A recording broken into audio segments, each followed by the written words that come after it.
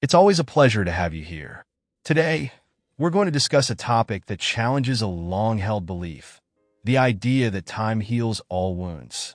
We've all heard this comforting phrase, and maybe we've even repeated it to others. But what if it's not true? What if simply waiting doesn't make us feel better? Time, by itself, doesn't heal. Healing requires something more: intentional action.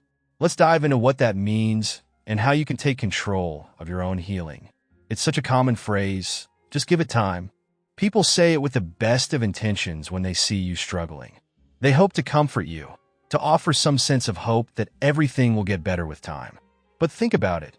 If time alone could heal every wound, no one would still be suffering long after the initial pain had passed. The truth is, time itself is just a backdrop. It doesn't actively mend your heart or ease your pain. It's what you do within that time that makes the difference. Imagine time as a window. After a traumatic event, whether it's a breakup, the loss of a loved one, or a major disappointment, your window becomes clouded with smudges and grime. Every day, you have the choice to wipe away a little bit of that dirt, to see a bit more clearly, or to leave it untouched, letting it get murkier and more opaque. Time doesn't do the cleaning for you. It's your intention and actions that clear away the fog and help you see the world anew. If time alone doesn't heal, what does? The answer is intentional effort. It's what you do with the time you have that makes the difference. It's choosing to fill your days with self-compassion and self-care.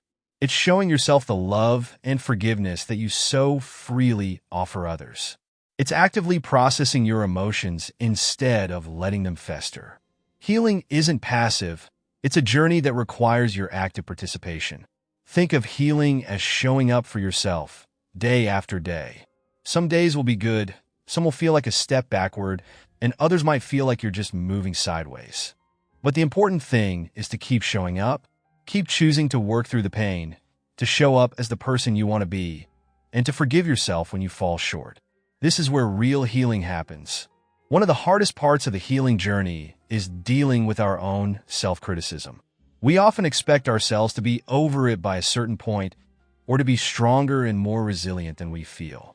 But this mindset only adds shame to our pain, making it even harder to move forward. As Oprah Winfrey once said, "If you don't heal the wounds of your past, you will bleed into your future." Oprah's story is a testament to the power of self-compassion and resilience.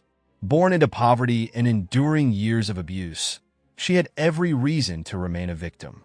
But instead, she chose to confront her pain, to understand it, and to use it to empower herself and others. Time didn't heal her wounds, she did. Through intention, understanding, and the courage to face her past, she transformed her pain into strength. Forgiveness is often misunderstood. It's not about excusing what happened or letting someone off the hook. It's not about forgetting, and it doesn't mean allowing harmful people back into your life. Forgiveness is a gift you give to yourself. It's choosing to let go of the bitterness and resentment that weigh you down.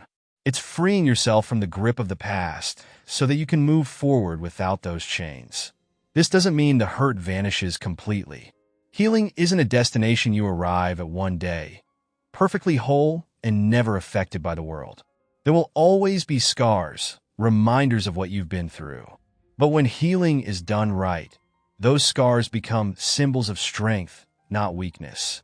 The pain fades to a distant echo because deep down, there's a secure, unshakable truth within you. I survived. I am stronger because of it. The journey of healing is never linear.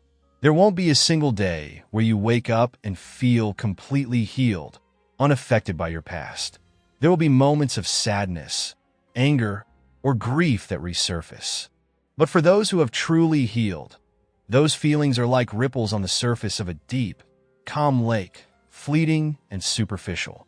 Beneath the surface, there's a sense of inner peace and acceptance, a hard-won truth that nothing can take away.